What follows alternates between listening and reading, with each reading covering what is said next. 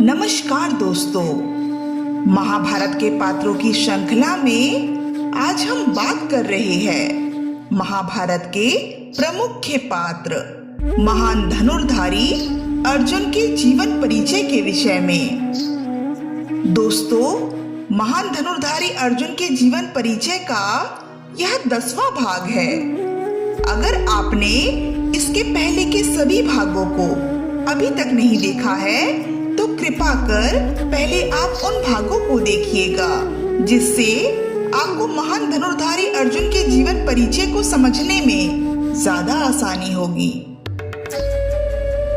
दोस्तों, आज हम जानेंगे महाभारत युद्ध के विषय में, जहां अर्जुन ने अपनी ही बहन सुदेशना के सुहाग व अपने जीजा जयद्रथ की हत्या क्यों और कैसे की थी।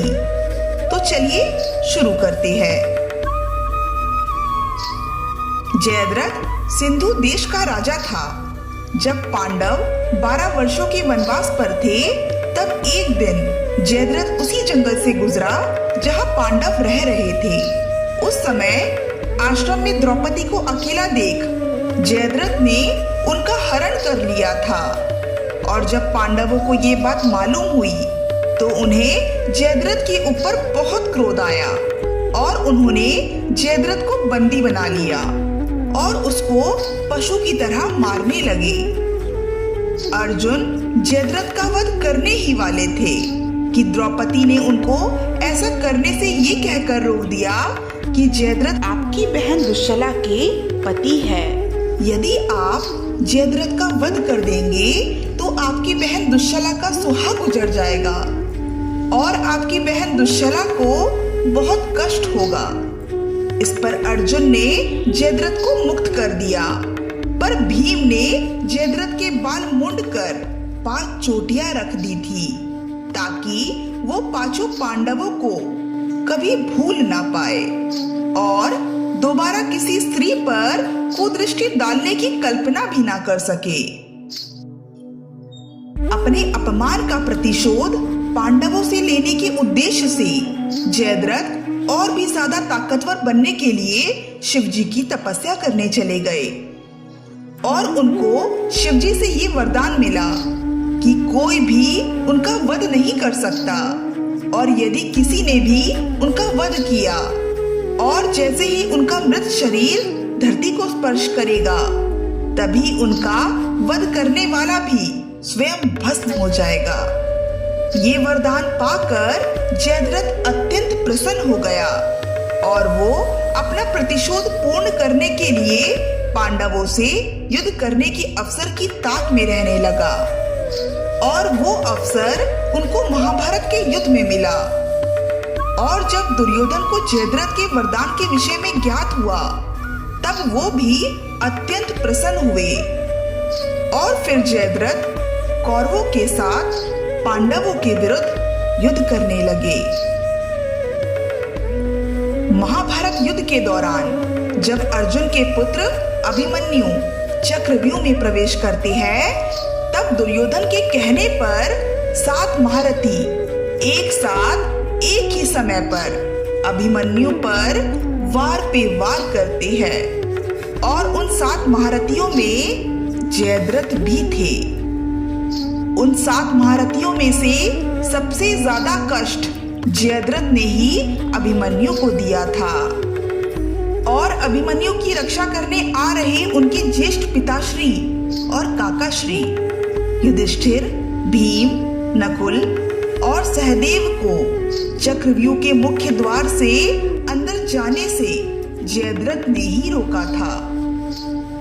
अपार पीड़ा को सहने के पश्चात अभिमन्यु वीर गति को प्राप्त हो जाते हैं।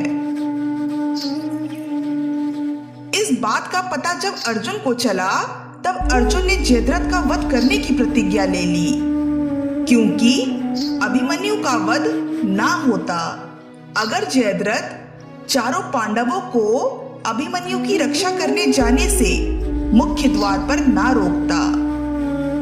इसलिए अर्जुन ने अपने पुत्र अभिमन्यु के वध का मुख्य कारण जयद्रथ को मानकर उसका वध करने की प्रतिज्ञा ले ली। अर्जुन ने ये प्रण लिया कि कल के युद्ध में जयद्रथ का वध ही मेरा लक्ष्य होगा। अगर सूर्यास्त होने से पूर्व मैंने जयद्रथ का वध नहीं किया तो मैं खुद को अग्नि में समर्पित करके आत्मदाह कर लूंगा। जब अर्जुन की इस भीषण प्रतिज्ञा की भनक पाकर खौफसदा हुए जयद्रथ ने दुर्योधन को बताते हुए अपने भय को जाहिर किया, तो दुर्योधन ने उसे आश्वस्त किया कि कल सूर्यास्त तक हम लोग तुम्हें अर्जुन से दूर रखेंगे व तुम भी अर्जुन से छिपकर ही रहना।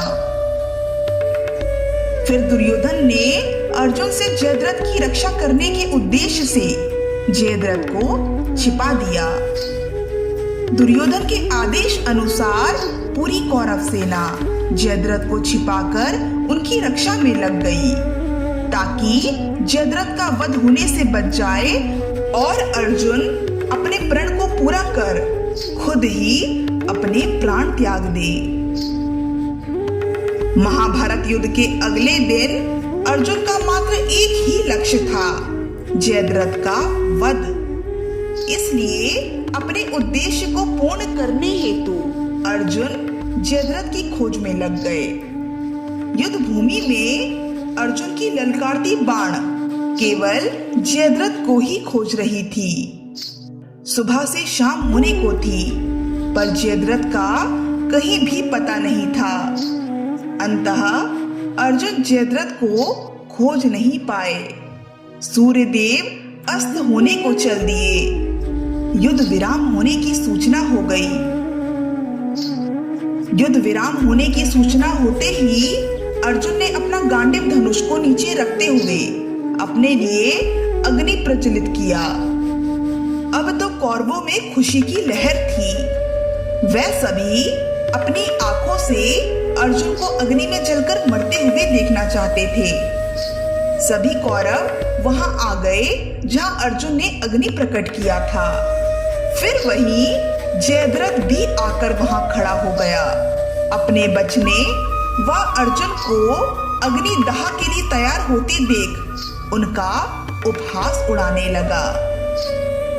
इस पर श्री कृष्ण ने उसे टोकते हुए कहा कि जयद्रथ, समय बलवान है, इसकी प्रतीक्षा करो।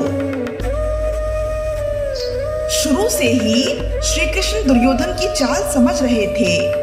उन्होंने देखा कि सूर्य अस्त होने ही वाला है और यदि अर्जुन अपनी प्रतिज्ञा को पूर्ण ना कर पाए तो वो अग्नि स्नान करके आत्महत्या कर लेंगे।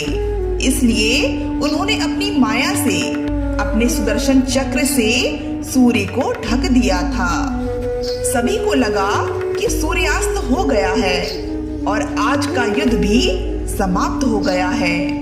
यह देखकर जयद्रथ निश्चिंत हो गया और स्वयं अर्जुन के समक्ष आकर खड़ा हो गया और वो अर्जुन का उपहास उड़ाने लगा और कहा, अर्जुन, तुम अपनी प्रतिज्ञा पूर्ण नहीं कर पाए। सूर्यास्त हो गया है। अब तुम्हें अपने प्राण त्यागने ही होंगे। अब अर्जुन चाहकर भी कुछ नहीं कर सकते थे। इसलिए अर्जुन अग्नि में प्रवेश करने चल दिए। अर्जुन ने अपनी प्रतिज्ञा के अनुसार अपने वचनों को दोहराया और अपने मृतक वीर पुत्र अभिमन्यु से क्षमा याचना कर जैसे ही अग्नि में प्रवेश करने जा रहे थे, वैसे ही श्री कृष्ण ने उन्हें रोकते हुए कहा कि देखो अर्जुन, अभी सूर्यास्त नहीं हुआ है। सूर्य देव अभी अस्त होने के लिए जा रहे हैं। तुम जयद्रथ का वध करके शीघ्र ही अपनी प्रतिज्ञा पूर्ण करो। भगवान श्री कृष्ण ने योग माया से कुछ समय के लिए सूर्य को ढक दिया था। इससे भ्रमित कौरवों के साथ जयद्रथ स्वयं सामने आकर खड़ा हो गया। फिर श्री कृष्ण ने अपना सुदर्शन चक्र सूर्य से हटा दिया।